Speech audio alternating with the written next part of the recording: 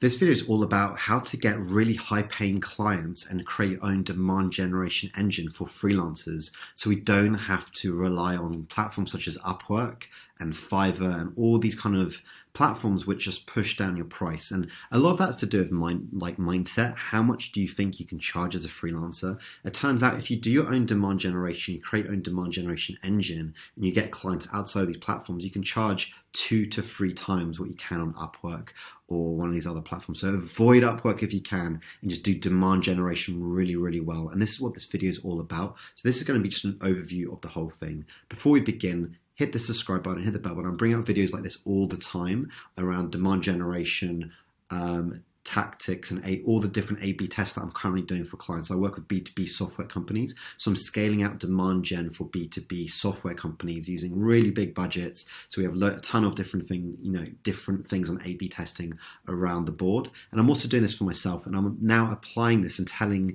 to show these A/B tests and all the learnings I've had from these software companies. I'm putting it on this YouTube channel. So definitely subscribe, hit the bell button. This video is sponsored by my blog, b2bhero.co. So check out the blog. There's a link in the description below. I'm bringing out a ton of articles as well. So if you're just starting to try to break away from Upwork, or you're a new freelancer who's worked in a full-time job and now you're trying to consider how to become a freelancer or freelance consultant, or maybe you're just already a freelance consultant or freelancer, but you haven't really been getting consistent clients, then the first place I would start is Outbound. Demand generation is built around a few different pillars. There's Outbound, there's paid media, there's SEO kind of content, and there's social media. And the first place I would go in a demand generation engine, if I'm just getting started, is cold email. It has one of the highest ROIs out there. It doesn't cost very much, and we can do a lot of A/B testing around testing your ICP. I've got a whole video around that, testing the way you communicate, testing all these different things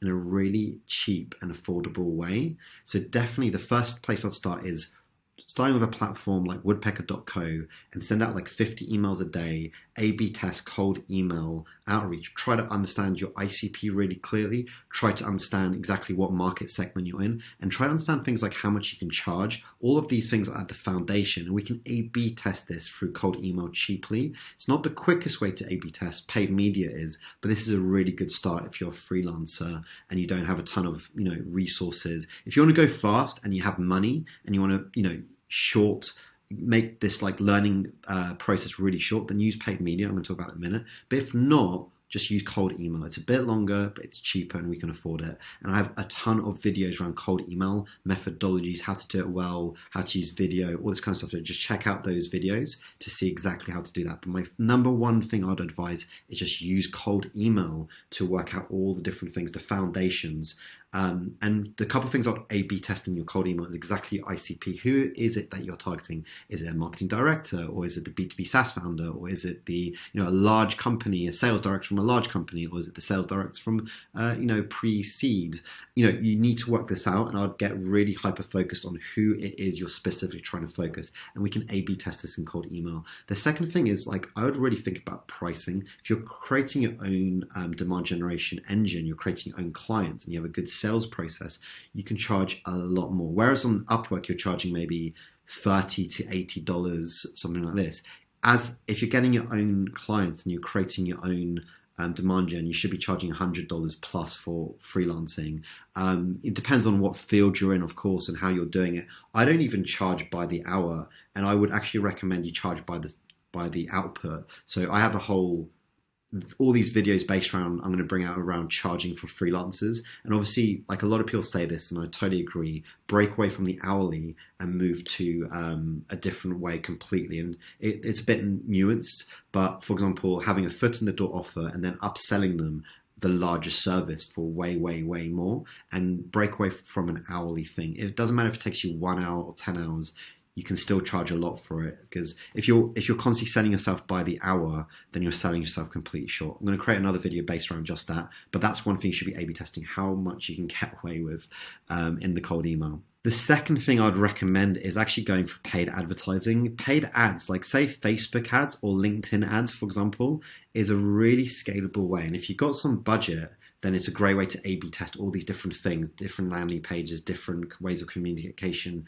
catering different ICPs, different offers, and converting these, if you send a large amount of traffic from, say, Facebook ads or an ad platform to a landing page and convert those guys into scheduled phone calls, and if you have a good sales process, you're converting the sales phone calls into clients, then you have this crazy demand gen machine, which you can scale up. You can start hiring freelancers to do it for you. You can hire a sales guy, and suddenly you're turning your freelance, individual freelancing business into something way more scalable, more into like an agency, or you can even turn it into a B2B SaaS company. But this is when you start getting really scalable. So for example, just to show some figures of when I was doing it, I'm focused a lot more on the content side at the moment. So as an example of a really successful Facebook ad, I mean, to be honest with you, I do this for a living. So I've been A/B testing. I'm a paid social professional. I do this for clients every single day. I do paid media strategy. So, you can get these results. It just takes time. But so in this campaign, for example, I've got 58 confirmed bookings. So that's sales calls that are going directly in my calendar without me doing anything. It's just traffic to a landing page, to a calendar page, and suddenly I'm getting phone calls. All I have to do is the phone call, or I have a sales guy who's doing the phone call, and he'll convert those phone calls into clients. Then I have people, doing the work. So this is how you create a really big system. And, your whole business should be based around this demand generation system. But even if it's just for you, you can spend smaller budgets and work this out on Facebook with Facebook ads. And per confirmed booking, I was getting £48. So every phone call that came in was roughly £50, which is great. And imagine if I converted 1 in 5 of those phone calls, which is, an industry average, then that's £250 per client acquisition. If I'm charging a few £1,000s, which is what I do per client, because I've worked on my pricing really well and I have a package I sell them on, then that few thousand, the ROI or the ROAS, the return on ad spend, is really good. And even if this, more industry average, something you should expect more is having roughly $100 or £100 per scheduled phone call and a 1 in 5. So we're talking more like £500 per signed deal. And you should be only doing this if you're, selling a service which is £2,000 or more. Then your return on ad spend makes complete sense. And if you don't have a service which costs £2,000 or more, then you really need to rethink your business model as a freelancer. You need to think how you can create a service which does cost that at least, if not a lot more. Because the price actually, weirdly enough, your conversion rates and the amount it costs to get a scheduled phone call doesn't go up if you have a more expensive service. So, I mean, marginally possibly, but not that much. Like if you're hitting the right people with the right, need, you can still get a 1 in 5, 20% conversion rate on those phone calls. So we're talking on a benchmark average of £500 conversion, customer acquisition cost. So like suddenly if you start having a product or service which is 5K or more, you have such a good ROAS. You can plow a ton back into advertising, hire a sales guy, get a ton of phone calls, fill out his calendar of sales calls. All he's doing is just converting those people and following up with them, then getting the signed contracts, and then you build out your freelancer network, or you hire some people internally and they're dealing with the actual work, and you become then an agency owner. So it's a really powerful system. Another one I do is use, so for example, here's the ad I had. It's really simple. Have you tried LinkedIn? LinkedIn to generate leads for your B2B business. If not, you're missing a massive opportunity. Are you doing LinkedIn ads? That's the creative. That's the call to action. People clicked on that and they just went to this landing page basically, which is free LinkedIn ads audit, schedule a phone call. So when they click on schedule a phone call, they go to thanks for scheduling, fill out this form. So if your ICP is not on Facebook, you can also use LinkedIn ads. I'm a LinkedIn ads professional, and here's my ad I had for LinkedIn, for example. Have you tried LinkedIn ads generate B2B? If not, you're missing a massive opportunity. This is it's more of a kind of statistic for LinkedIn, which I found worked for LinkedIn much better than my face, which is great. So they go to a landing page, or I can do a lead gen ad. I have loads of YouTube videos around LinkedIn advertising, so check those out. Generally, as a freelancer though, LinkedIn ads are for more like if you're targeting enterprise or mid-cap businesses and you're trying to get like the director of the VP of marketing or sales director, these kind of, or even a marketing manager or whatever, from medium to large enterprise companies, and the sales process gets really complicated. although the deal sizes are much larger. But you've got to then be thinking about, okay, do I really want to be going after like a sales director who needs to convince 5 to 10 other people that they should hire this service? So if you are going for this kind of market, you need to have a service which is, I'd say, 10K or more. So think about how to sell to the bigger companies. They have a lot more budget. So for a roughly similar kind of service, you can charge a lot more, but you need to really understand a lot more when it comes to targeting enterprise. So again, here's another landing page. I send people to a masterclass. I get leads, and then I convert those leads either like by redirecting to the sales page or through a follow-up email sequence, or even having a business dev guy following up. There's a whole system around if you're more sales-led like that. The third way I'd say is building authority and trust through content, SEO content. And there are 2 main platforms I look into to do this, is YouTube and blogging. So I'm starting this whole blogging journey at the moment. I'm going to update you guys on this. And I'm looking to get roughly 50,000 page views in a very competitive niche, which is B2B marketing, over the next year and a half. So I'm going to be bringing out literally like 150 articles over the next year and a half, up to 200 articles.